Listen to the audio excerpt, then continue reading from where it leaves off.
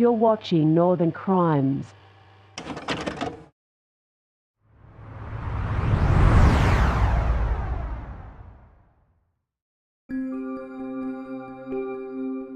Fort McPherson, Northwest Territories, July 9th, 1931. A man arrives into one of the most remote communities on the Canadian frontier. No introduction, no explanation, no name offered beyond the one he gives when pressed: Albert Johnson. Fort McPherson sits deep in the Mackenzie River Delta, a place where the land is so expansive and so indifferent to human presence that most people who arrive here come with some sort of reason. Trappers come for the fur, traders come for the commerce. The RCMP come because someone has to maintain order at the edge of the known world. Albert Johnson, however, came for none of those reasons, or if he did, he never said so. What the people of Fort McPherson noticed immediately was this: the man was secretive in a way that went beyond the natural reserve of a frontier loner. RCMP Constable Edgar Millen questioned him shortly after he arrived and noted a Scandinavian accent. He was clean-shaven, he had plenty of money, significant supplies, considerable cash, and yet he held no trapping license. He offered no explanation for where he'd come from or what he intended to do. In a community where everyone's business was everyone else's business, Johnson's combination of substance and secrecy made him immediately conspicuous. He simply arrived, and then he disappeared into the wilderness to build himself a cabin.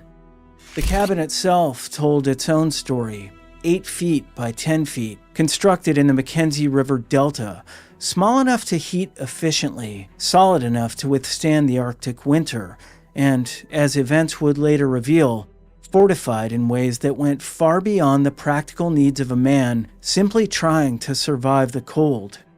Albert Johnson was preparing for something. Nobody in Fort McPherson knew that, and nobody would find out until it was far too late. This is Northern Crimes.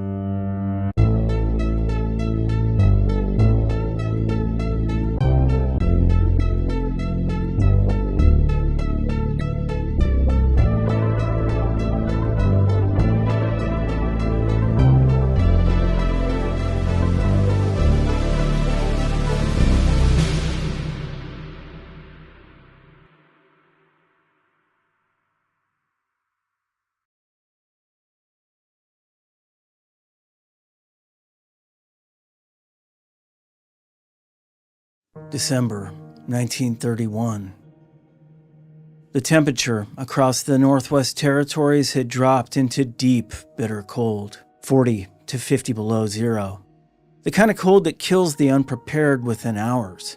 It was in this environment that the first complaints began to surface. Indigenous trappers in the area around the Rat River went to the RCMP with a serious allegation. An outsider had been tampering with their traps, interfering with lines that represented not just income, but survival in one of the harshest environments on Earth. When they'd attempted to confront the man responsible, he met them at his cabin with a weapon drawn and a clear message: leave immediately. Well, the RCMP couldn't ignore this. On December 26th, Constables Alfred King and Joe Bernard made the journey to Johnson's cabin to investigate. What they encountered was a man who refused to acknowledge their presence entirely. He covered the window with a sack. He refused to respond to their knocking. He offered nothing, not a word, not a gesture, just silence from behind a fortified door. The constables had no legal grounds to force entry without a warrant, so they left. They came back on December 31st, this time with a search warrant. This time with reinforcements. King approached the door, and Johnson fired through the wooden door without warning. The bullet struck King seriously, wounding him badly enough that the officers were forced to abandon the confrontation and make the 60-mile journey back to Aklavik to seek medical attention. Johnson had just shot a Mountie in 1931. In the Canadian North, this wasn't simply a crime, it was a declaration. The RCMP response was swift and highly coordinated. On January 9th, 1932, a posse of 9 men returned to the Rat River cabin. They brought 20 pounds of dynamite. What followed was one of the most extraordinary confrontations in Canadian law enforcement history. The posse detonated the dynamite against the cabin. The roof collapsed. By any reasonable assessment, the man inside should have been dead, or at minimum, incapacitated and ready to surrender.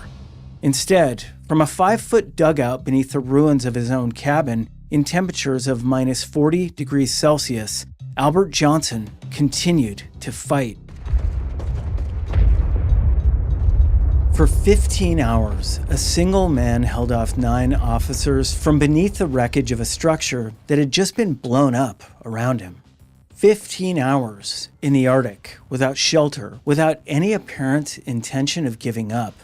The officers outside were exhausted. They were freezing and running dangerously low on supplies. They'd arrived expecting a quick resolution. What they got instead was a lesson in just how completely they'd underestimated the man inside. When they finally pulled back, it wasn't a tactical retreat. It was literally the only option left. A single man in a hole in the frozen ground had beaten them. And when they returned, Johnson was gone. He'd used that window of their retreat to vanish back into the wilderness. At the time, nobody yet understood what they were dealing with, but they were about to find out.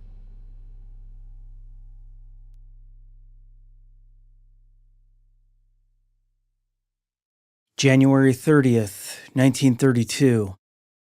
After weeks of relentless pursuit through the Arctic wilderness, a reinforced posse finally caught up to Albert Johnson, cornering him in a dense thicket somewhere along his flight path. The confrontation that followed was brief and brutal. Constable Edgar Millen, the same officer who'd first questioned Johnson upon his arrival in Fort McPherson 6 months earlier, was shot through the heart. He died at the scene, and then Johnson vanished again. What he did next defied rational explanation. Pursued by a growing posse across some of the most punishing terrain on the planet, Albert Johnson climbed into the Richardson Mountains in the middle of a blizzard, in temperatures that had dropped to minus 60 degrees Celsius. He scaled a peak reaching 7,000 feet and crossed into the Yukon Territory. This was considered by the men pursuing him and by every wilderness expert consulted at the time to be essentially impossible. The Richardson Mountains in those conditions, they weren't a barrier that human beings crossed on foot. They were a place where people died. When the posse realized what Johnson had done, they couldn't believe it. They were experienced men who knew this country very well, and every one of them understood that what Johnson had just accomplished should have been a death sentence, but it wasn't. Somehow, he'd survived. The manhunt had now stretched across 2 territories and captured the attention of the entire country. Newspapers across Canada and internationally ran the story. Here was a lone man, identity unknown, outrunning and outfighting one of the most respected law enforcement agencies in the world across the frozen top of the continent. The RCMP responded with 2 decisions that would mark this case as a turning point in Canadian law enforcement history. First, the pursuit was being broadcast in real time via radio to a captivated public. This was the first major Canadian manhunt to use radio broadcasts for live media coverage. The entire country was captivated. Second, the RCMP hired Wilfred May, known universally as Wap May, a World War I flying ace, to track Johnson from the air in a Blanca monoplane. This was the first time aerial surveillance had ever been deployed in a major Canadian manhunt. 2 historic firsts, both born from the desperation of trying to catch one man. On February 14th, May made a discovery from the air that revealed the full measure of Johnson's tactical intelligence. Johnson wasn't simply running, he was scheming.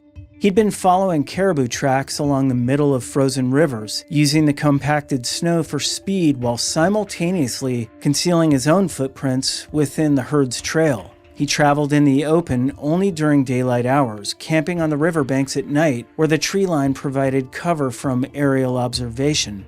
May had been flying search patterns for days before he pieced it together. This wasn't instinct. This wasn't luck. Johnson had constructed a deliberate system of movement designed to defeat both ground pursuit and aerial observation simultaneously. A man, alone in the Arctic, with no maps and no support, had been outthinking a coordinated multi-agency operation at every single turn. The posse following Johnson on the ground numbered more than 40 men at its peak. They had dogs, supplies, weapons, and the full resources of the RCMP behind them. Johnson was simply carrying a pack on his back. He'd been evading them for weeks. So far, the manhunt had covered 150 miles of Arctic wilderness. The temperature hadn't risen above minus 40 degrees for most of that distance. Johnson's caloric output during this period was later estimated at approximately 10,000 calories per day. The physical demands of what he was doing were, by any scientific measure, at the absolute outer limit of human endurance, and yet he still ran.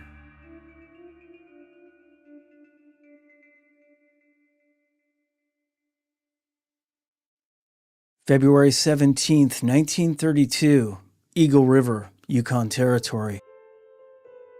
Wap May had been tracking Johnson's movement patterns from the air, relaying his position to the pursuit team on the ground.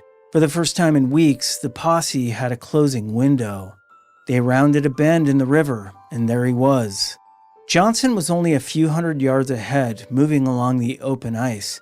Without his snowshoes, he couldn't reach the riverbank and the cover of the tree line before the posse closed the distance. He was pinned in the middle of the open river with no cover available in any direction. For the first time in 49 days, Albert Johnson had nowhere to go. Consider what that moment must have felt like for the men closing in on him. 49 days, one dead colleague, 2 seriously wounded, hundreds of miles of Arctic wilderness covered in temperatures that defied human endurance. And now, finally, a few hundred yards of open ice standing between them and the man who'd put them through hell. But there was no celebration in that moment, just the grim, focused momentum of men who'd been waiting a very long time for this. And what followed was a frenzy of gunfire. Sergeant Hersey was wounded during the exchange. Johnson fought back with the same ferocious precision he'd demonstrated throughout the entire pursuit, but the numbers were impossible. The open ground offered nothing to work with. The shot that ended it entered Johnson's left pelvis at an acute angle, severing vital tissues and arteries. The shot was credited to Special Constable John Moses. Johnson went down on the ice and didn't get up.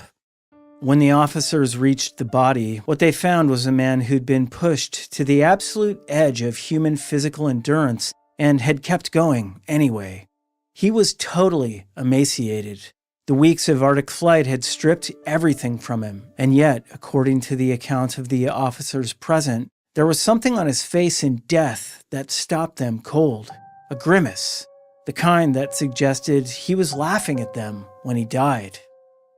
For men who'd just spent 49 days being outrun, outfought, and outthought by a single individual, that expression carried a particular sting.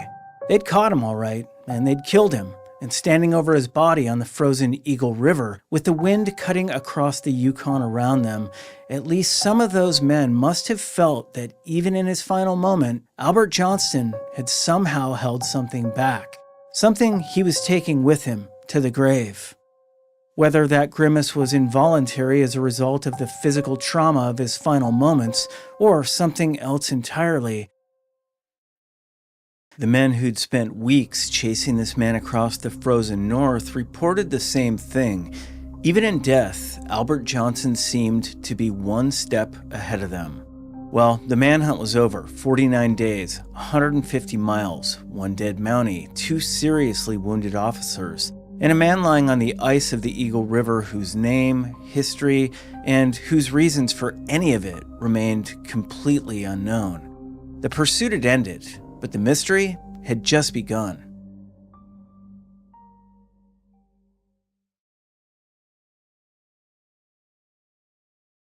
The examination of Albert Johnson's remains and belongings produced a portrait full of contradictions. He was carrying over $2,000 in American and Canadian currency, along with some gold. In 1932, this was a significant sum, enough to suggest a man of means, or at minimum, a man who'd accumulated resources deliberately before disappearing into the North. His weapons were specific and well chosen: a .22 LR Winchester Model 58, a .30-30 Savage Model 99F, a sawed-off 16-gauge Iver Johnson shotgun. These were not the weapons of someone who'd grabbed what was just available. These were choices of someone who understood firearms and had made deliberate choices about what to carry. His personal effects told a stranger story: a pocket compass, a razor, a knife, fishhooks and nails, Beecham's pills, and 2 dead animals, a squirrel and a bird, presumably intended as food. These were the possessions of a man stripped down to pure survival. Every item functional, nothing personal, nothing that pointed anywhere. But it was his dental work that stopped investigators in their tracks.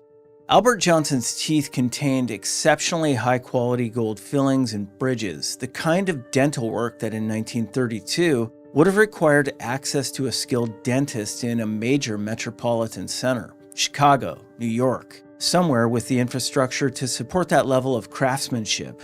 This wasn't the mouth of a frontier drifter. This was the mouth of a man who'd at some point in his life lived somewhere very different from the Rat River Delta.